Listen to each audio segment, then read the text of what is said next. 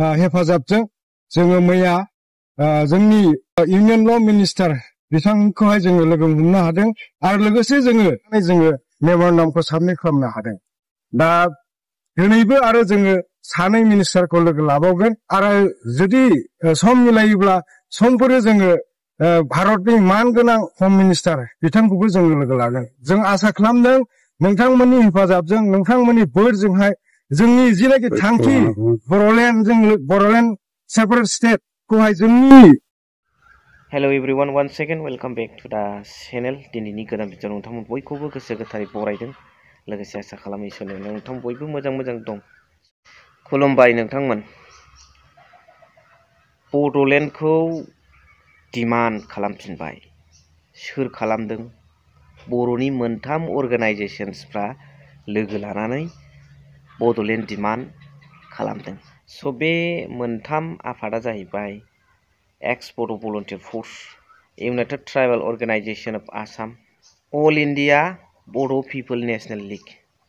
Volunteer फर्सनिफ्राय सानसुमा खुंगुर बैसुमुतियारि सार, इउटिइउनिफ्राय आफादगिरि बिथां marks Basumatary सारा बाहागो लाहैदों आरो बे डिमान्ड खालामनायाव दिल्लीनिफ्राय मन्थ्रिफोरनिफ्राय मोजां रेसपन्स मोनदों आरो बेवहाय मोनब्रै आयदाखौ मेन स्ट्रेस होनाय जादों। Number 1 separate state Bodoland, number 2 बर' रेजिमेन्ट, नाम्बार 3 कार्बि आंलंनि बर'फोरखौ प्लेन एसटि होनांगौ बानायनांगौ, नाम्बार 4 बुहुमनि खना खनला थानाय गासैबो बर'फोरखौ सेफगार्ड होनाय।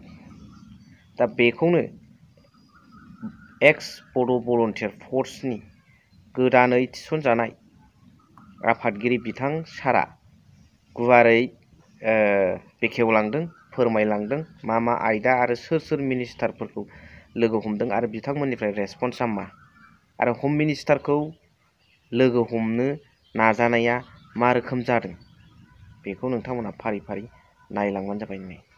आं गिबियावनो नोंथांमोननि गासैबो निउस चेनेल नोंथांमोनखौ आंनि भलन्टियार फर्स अर्गानाइजेशननिफ्राय साबायखर थाबाय।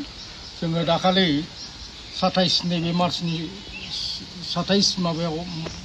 27आव जोङो क'क्राझारनिफ्राय दिल्लीसिम थांदों आरो जों 28 तारिखआव मोनहैदों। 28 तारिखनिफ्राय जोङो 1 तारिखआव एप्रिलनि 1 तारिखआव 4:15 जोङो आसाम दिल्लीनि इउनियन ल' मिनिस्टार बिथां अर्जुन राम मेघवालखौ लोगो मोननानै जों बिथांनो मेम'रेन्डाम गांसे होनाय जादों।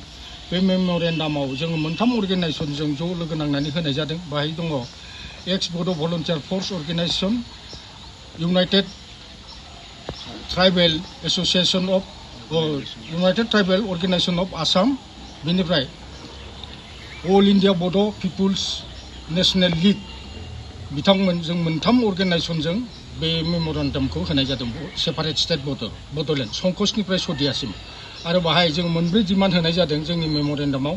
बे मेम'रेन्डामाव दङ सेपारेट स्टेट बड'लेण्ड, बड' रेजिमेन्ट दानाय, कार्बि आंलंनि बर'फोरखौ प्लेन एसटि होनांगौ, बेनिफ्राय बुहुमनि बर'फोरखौ सेफगार्ड होनांगौ, रैखाथि होनांगौ। बे मोनब्रै डिमान्डखौ लानानै 1 नाम्बारावनो दङ जोंहा आलादा रायजो बिनाय। बे मोनब्रै डिमान्डखौ लानानै जोङो बिथां ल' मिनिस्टारखौ लोगो मोननाय जादों बिथां गावनि चेम्बारावनो।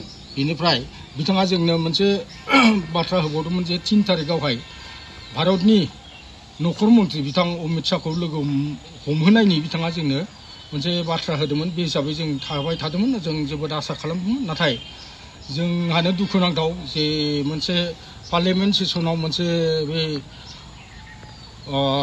बिल एमेन्डमेन्ट जिथु माने जों वाकफ होनो, बे वाकफ बिल एमेन्डमेन्टनि थाखाय पार्लियामेन्टआव हरनि 3टाहालागै फुंनि 3टासिमहालागै पार्लियामेन्ट सेसना जानाय जादों। बेवहाय बिथांखौ लोगो हमनायाव जोंहा एसे उसुबिदा जादों। बिनि अखानायैबो पार्लियामेन्टआव पास जाखांनायनि उनाव बिथांमोना आरो रायजो सभायाव बे बिलखौनो एमेन्डमेन्ट खालामफिननो थाखाय बे बिलखौ एमेन्डमेन्ट खालामनायावबो मथा-मथि 3टासिम फुंनि 3टासिम 4 तारिखनि फुंनि 3टासिम 5 तारिख जाफैबाय आरो बिसिम जोङो लोगो हमनायनि समखौ मोननाय जायाखिसै।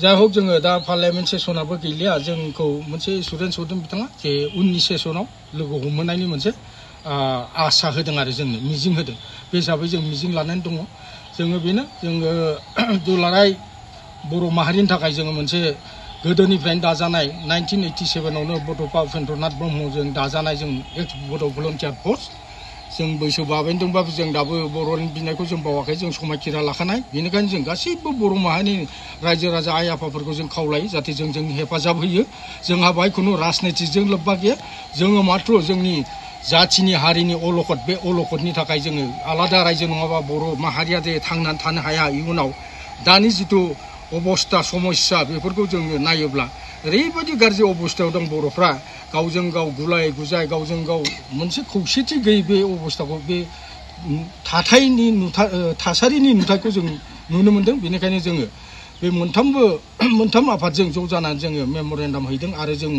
दाख्लै थांनाय डिसेम्बरनि 19 तारिखआवबो जों हैखांबाय ट्राइबेल मिनिस्टार बिथां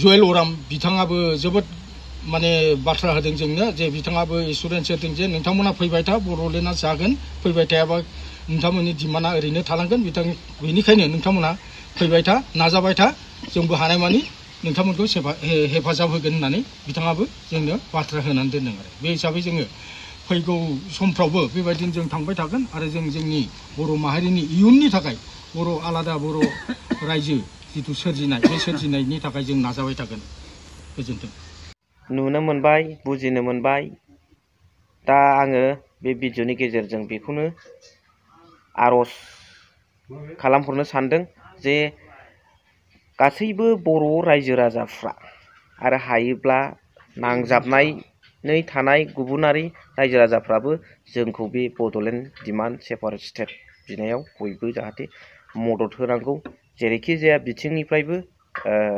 आइडिय'लजिकेलियानो होन इक'नमिकेलियानो होन ससियेलियानो होन जायखिजाया जाया सापर्ट होनांगौ आं बेखौ दिनैनि भिडिअनि गेजेरजों रिक्वेस्ट खालामहरबाय स' भिडिअखौ एसेखिनियाव फोजोबबाय थेंक इउ भेरि माच फर वाचिं